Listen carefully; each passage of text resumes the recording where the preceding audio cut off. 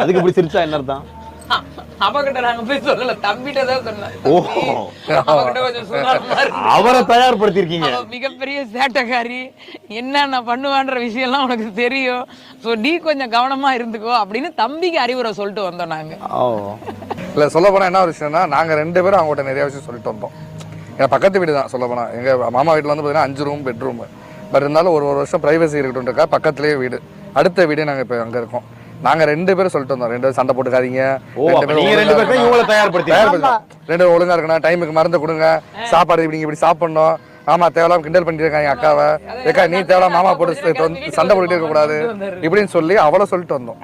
உண்மையிலேயே வந்து இது ஒரு படத்துல சொல்லுவாங்க, ஒரு இது வீடு இல்ல விக்ரமன் சார் படம், அந்த மாதிரி தான். இவங்களை தயார்படுத்துவாங்கன்னு பார்த்தா இவர் தயார்படுத்துறாங்க, இவங்க அவங்கள தயார்படுத்துறாங்க, அவங்க இவங்களை சோ எங்களை தயார்படுத்தினது இல்லாம இப்ப நீங்க அடுத்ததுக்கு நீங்க தயாராகிக்கங்க. கார்த்திகேயன் எதுவாக இருந்தாலும் நீங்க தயார்படுத்திக்கங்க. அதே